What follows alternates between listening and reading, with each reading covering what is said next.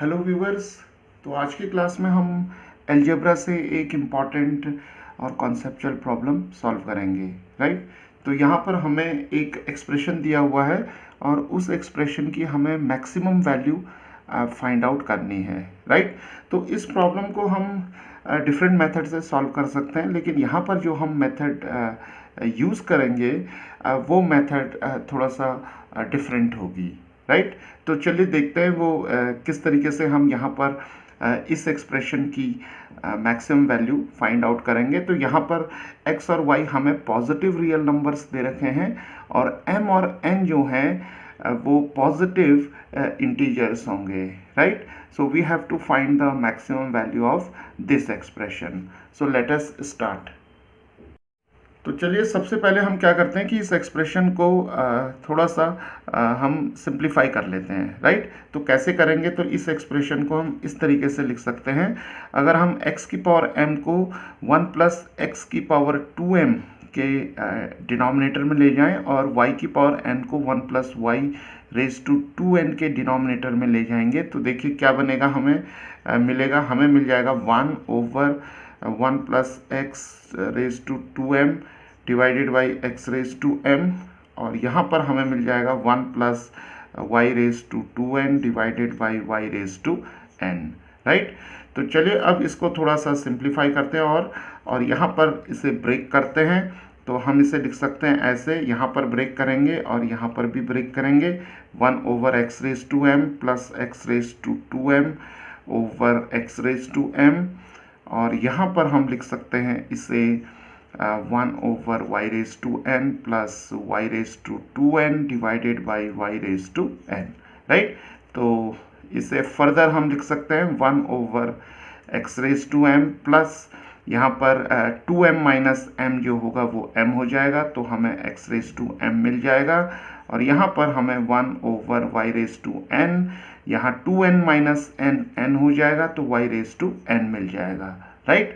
तो अब हमारे पास ये जो एक्सप्रेशन हमें दिया हुआ था वो इस फॉर्म में आ गया है। तो चलिए अब यहाँ से हम आगे कैसे बढ़ेंगे, तो चलिए देखते हैं। तो सबसे पहले हम इस एक्सप्रेशन को कंसीडर करते हैं। राइट। तो देखिए ये एक्सप्रेशन हमें दिया हुआ है x raise to m plus 1 over x raise to m। Right.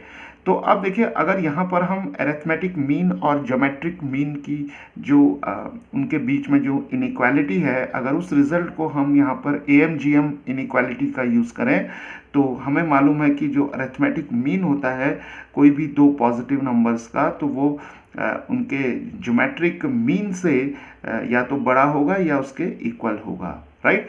तो अगर हम दो नंबर्स यहाँ पर ले लें a और b, तो a plus b over 2 is always greater than और equal to square root of a b।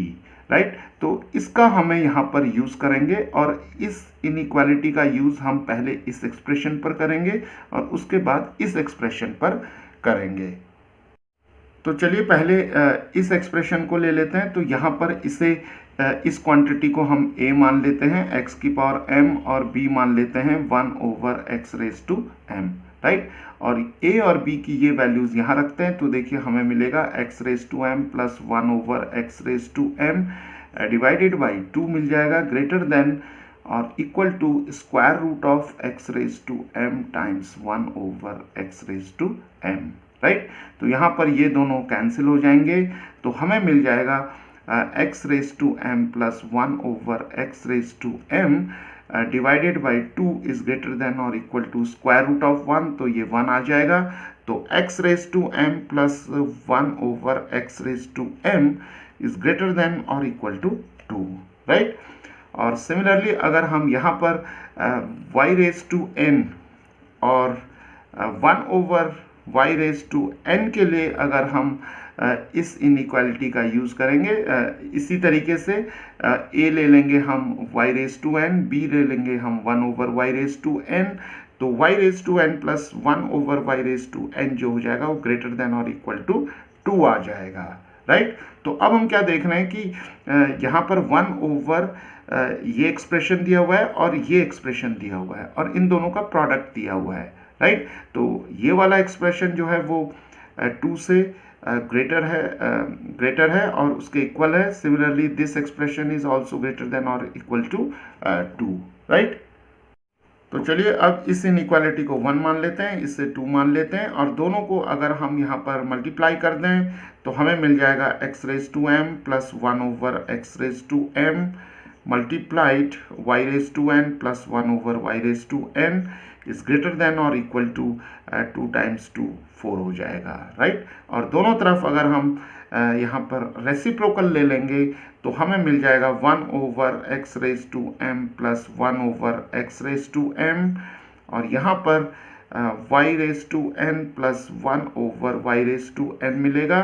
लेकिन जो इनइक्वालिटी की डायरेक्शन है वो चेंज हो जाएगी क्योंकि हम यहाँ पर रेसिप्रोकल ले रहे हैं, तो ये हो जाएगा लेस देन और equal to 1 over 4। The reciprocal of 4 is 1 over 4, right. तो अब देखिए हमारे पास ये एक्सप्रेशन आ गया है यहाँ पर, राइट। तो अगर हम इस एक्सप्रेशन को सपोज हम a मान लेते तो a जो होगा हमारा यहाँ पर a इज लेस देन और इक्वल टू 1 ओवर 4, राइट।